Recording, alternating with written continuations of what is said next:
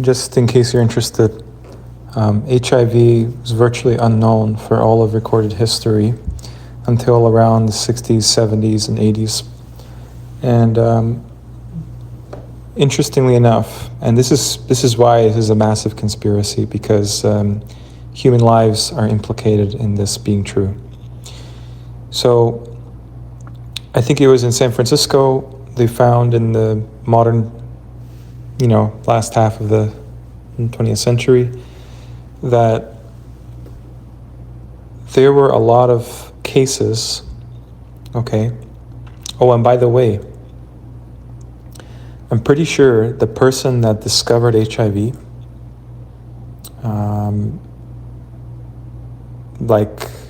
it was never isolated or something like that. Like there's a whole dispute regarding the actual isolation of HIV. But the first instances, and obviously all viruses by extension, but the first instances, right, of this HIV into AIDS, okay, because basically AIDS is what develops from, in the theory of this HIV infection, okay? So this is propagated by a lot of Muslims because they just reason in somewhere, they fill in the blanks of hadith that there will be new diseases mankind has never heard of, okay?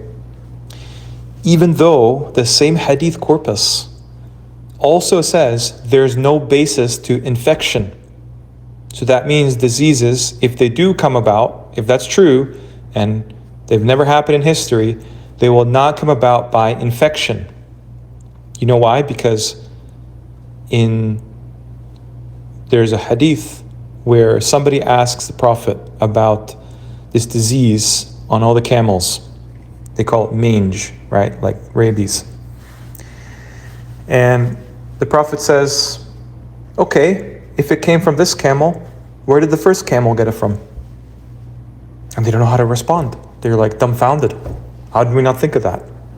So he goes into it and he lists all these things that are not true. They're like lies and this deception.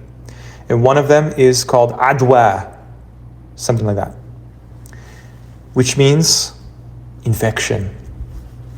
Okay? The Prophet actually suggests there is no basis to infection in the Sunni hadiths.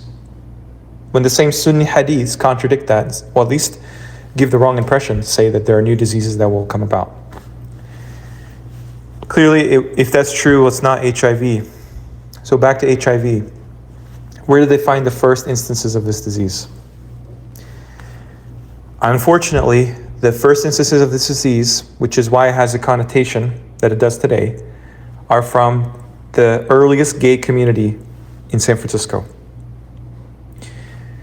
It's, I think, the oldest community there in the US. Why did they find it there? Well, this is part of the statistical evidence that can be used to understand what this lifestyle is actually about. It's hard to find online now because of the censorship on Google search results, but there are statistics displaying how many sexual partners people that are homosexual in the LGBT category they actually have in their lifetime. And it's in the hundreds. Surprisingly, that's shocking to most people. Okay?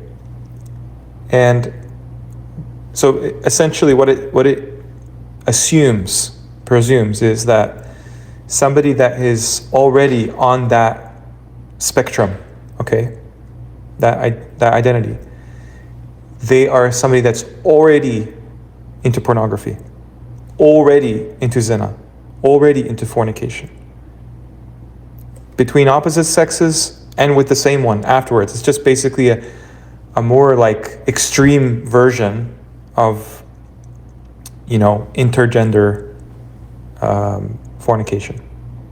This is basically what it amounts to. Like, nobody identifies as gay without like implying that it's all about sex. It's all about homosexual activity.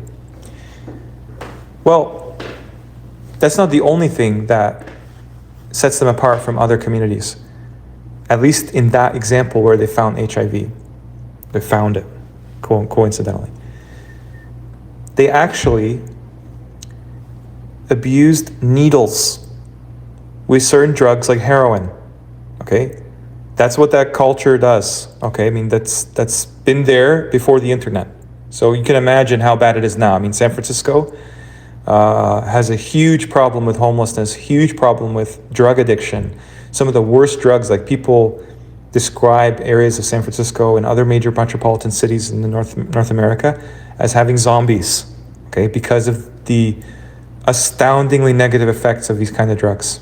Anything that's injected, by the way, that has severe consequences for the person. It's basically like a Russian roulette at that point, okay? But these drugs are known to be injected, okay?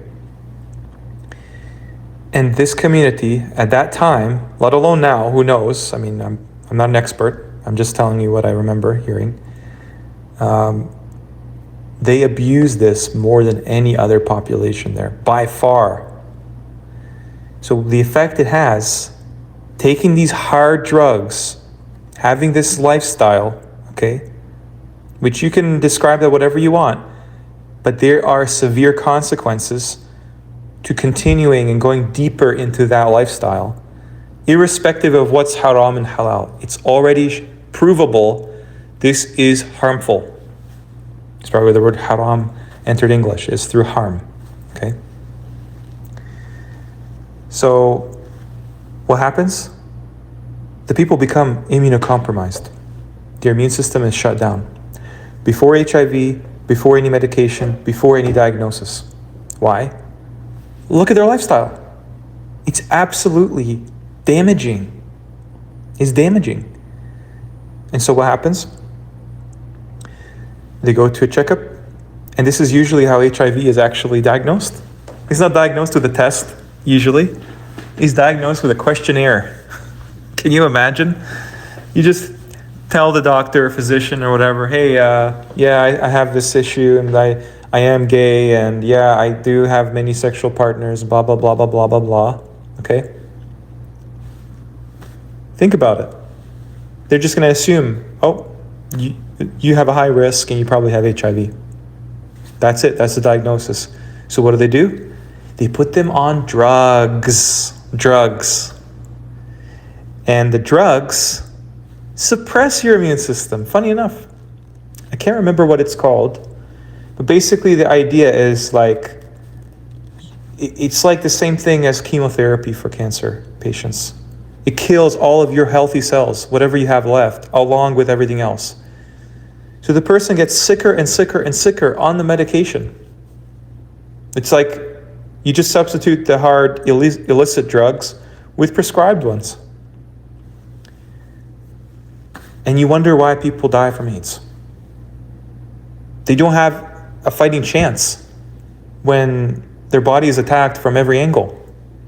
Immune system diseases, autoimmune diseases, those things are modern. There's something in your body that needs to be detoxed out. Has to be. By the way, don't take this as medical advice. I'm just speaking like generally. This is not meant to be taken, So, funny enough, they're the same thing. You add a that's supposed to protect you against something, even though like there's no basis to that science whatsoever. They're basically ineffective, theoretically even. What happens after? You get the very thing it's supposed to protect you from. A good example of that is Shingrix. It's used for shingles. It's like chicken pox for elderly people. So what happens? They told her that they're at risk for getting shingles after you're over 65. So they take the vaccine at the doctor's orders. And then what do you know? They get shingles after, not before. They would have never known if that would have developed before. It's because the has the toxin that produces shingles. Are toxins. I don't care what people say. They're literally injecting you the same way that the Qur'an identifies is venom is injected into somebody. Don't believe me? Go to the ayah that says needle of the eye of the needle. You will quickly find that there's no word for eye there. There's only needle and venom. And think about, that's exactly how venom is injected. I mean, some people postulate if venom is even toxic if taken orally. But once it's injected, that becomes a serious issue. It bypasses all of the gates of your body's defenses. It goes right in the bloodstream, and then you wonder why people are rushed to the emergency room. So this is why it's so controversial. Because if this doesn't exist, and they are basically trying to depopulate people that they don't like, for example, at that time, it was probably not perceived well that people were part of this LGBT community. They didn't even have that label at that time. Okay, they just called them gays, And so maybe it was actually part of the state, department agenda to slowly eradicate them under the guise of this disease. The same can be done with homeless people today. They can just look at homeless people, we don't want them around. They kind of, they're just, from the standpoint of an elitist eugenicist, useless eaters.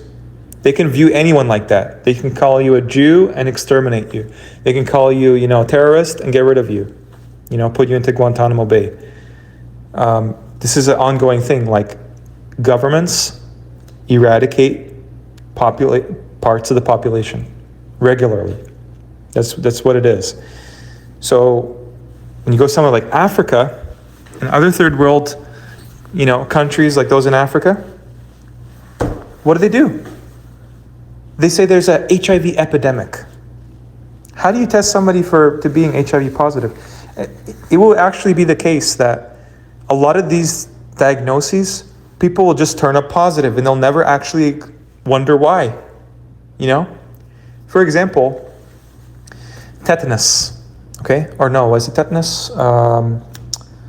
Tuberculosis, okay? Tuberculosis is a very rare disease now, and it's not because it still exists despite people being all vaccinated for it.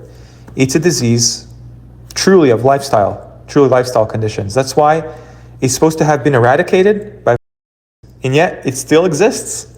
What do you know? TB still exists in developed parts of the world. Usually, people that are very immunocompromised, poor diet, poor hygiene, lack of any health vigilance whatsoever, they can get these kinds of diagnoses, like symptoms of this, right? Where you cough blood, okay? But guess what? If you're going for a job, they have to make sure that you're not that you've received for tuberculosis. But here's the thing. How do they know if you're immune to that?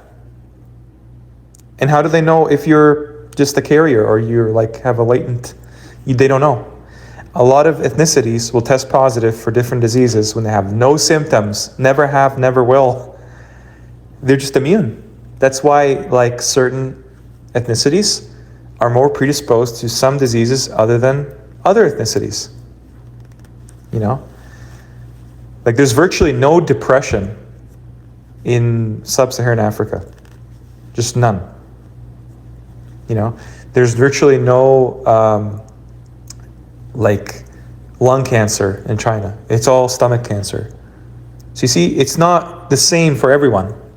And so they play around with us in the medical system. And they always imagine that no matter what, you're just going to succumb to some disease in life. So these are the preventative steps, because apparently you're just fated by your genetics no matter what, when predisposition doesn't even mean that. So Bill Gates and his organization, they go to Africa, okay? And they depopulate people under the guise of HIV eradication. You say, oh, you're HIV positive? So many millions of people in Africa are HIV positive. Millions of people in India, these rural areas where they don't even know like what they're going through, okay? In Israel, they depopulated people for their skin color under the guise of, imagine, they sterilized them quietly. Ethiopian Jewish mothers, they're Jews as well, in Israel, under the guise of protective. So imagine what they could get away with if that's just a smaller population. You know, nobody's going to cover that in the news. Nobody will know. So this is the idea, like, there are sick people in the world that have, truly they have a death wish from when it comes to the afterlife. But they have a different philosophy that predetermines that some people don't deserve to, have children and others do. Simple. I mean, as evil as that is, everybody knows that's what goes on, and this is just one of the ways to justify it.